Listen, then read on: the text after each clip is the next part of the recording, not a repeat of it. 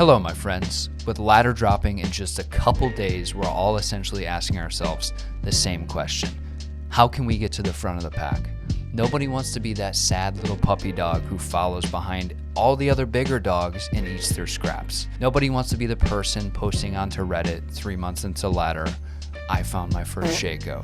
Nobody wants to be the person who rolls an Enigma with only 3 weeks left to go.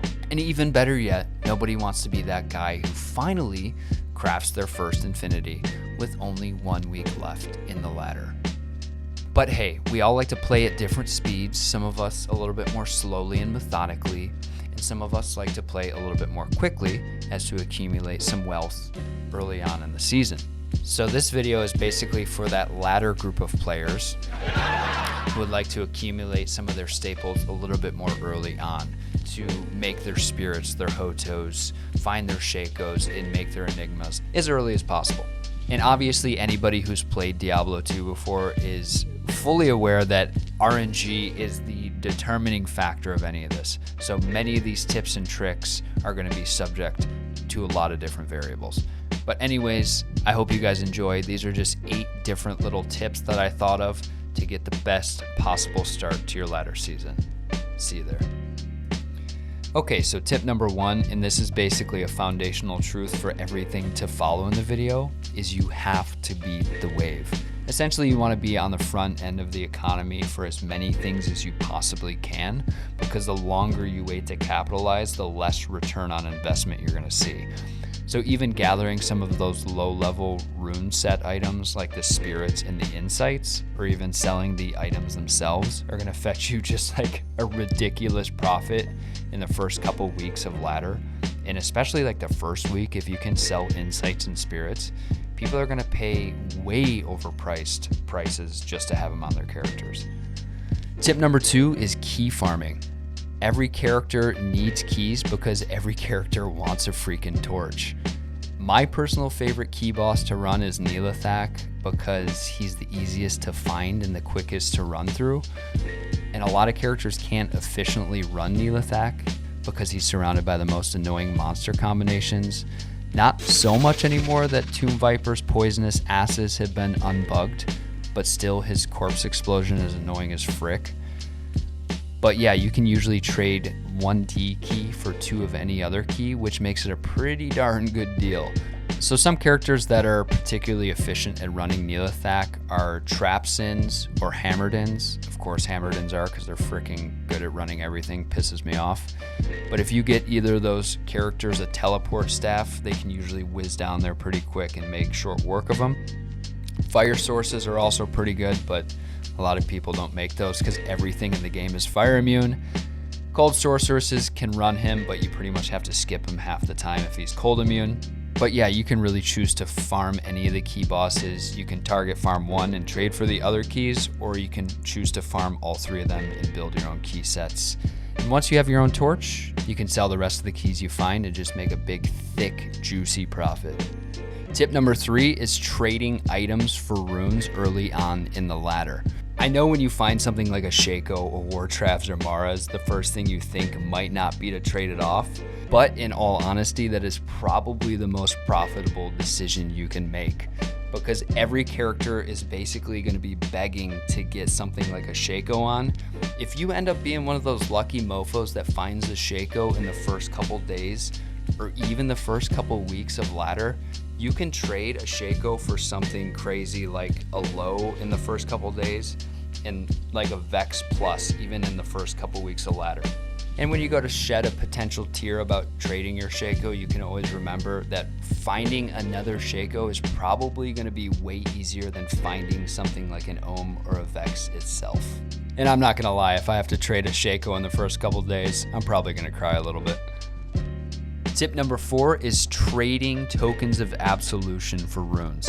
So a lot of people will make goofy little goobers and respec too many times and run out, and their character won't be quite how they want them to be at the end.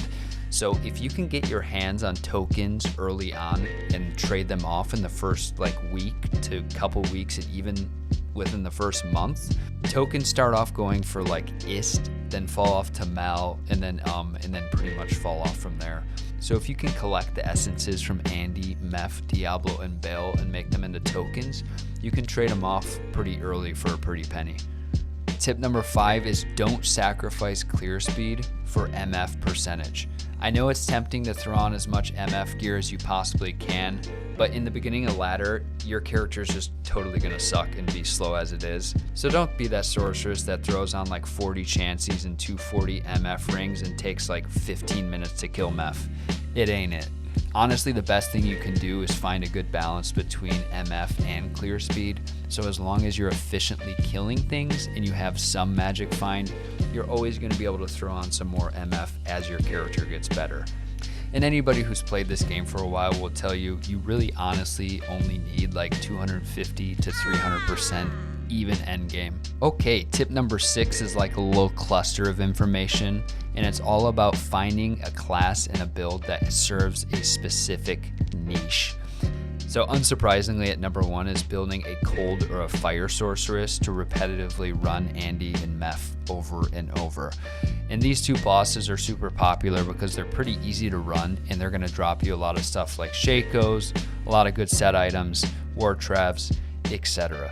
And number 2, this is a little tougher than building a sorceress, but it's still relatively easy even with pretty budget gear, is building a smiter to run Ubers. Smite is just one of the most stupidly OP broken skills in the game, and you can pretty much disintegrate Ubers with even a bad smiter.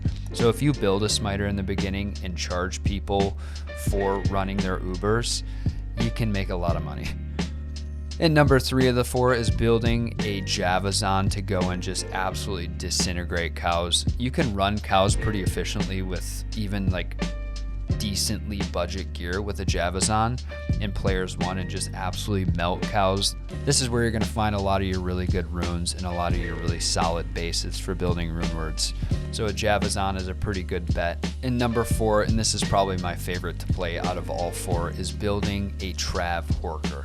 So building a barbarian that can literally go and just wreck Trav and just hork their corpses. This is probably where I built a majority of my wealth at the start of D2R. It can get a little monotonous when you don't find anything for like a couple hundred runs, but I mean, that's just kind of the story of RNG with D2.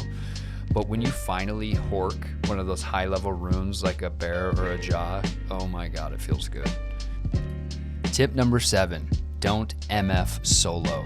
So I know this is going to be a little bit of a controversial one because magic finding solo a lot of times is just convenient because you don't have people butting into your runs all up in your grill. There's nothing worse than when you're about to kill the boss and then somebody swoops in like a big idiot and takes all your stuff. Oh, it's annoying. But anyways, if you can find a game where you're not being a douchebag and totally interfering on someone's questing, if you can just be off on the side, even in a game with 2 other players, having 3 players in a game substantially decreases the no drop chance of monsters. So if you can find a game where everybody's just kind of split MFing, that's usually the best case scenario for finding stuff more efficiently. Final tip number 8. It is so incredibly self-explanatory. I feel dumb even saying it, but I'm going to say it anyways. So the more you get out, the more monsters you kill, the more magic finding you do, the better chance you have to find anything in this game. Whether that's runes, items, essences, keys, etc. That's just the way probability works. Unless you're one of the lucky few insanely frustrating people that finds like 6 griffins. I've seen some people on YouTube post their magic find results, and it is just sometimes the way RNG works. Some people get super lucky, some people don't, but theoretically, if you go out, you keep killing, you keep finding, you're gonna have a better chance than most people. So anyways, guys, I hope you enjoyed. Happy hunting, happy ladder, and I will see you there. Peace.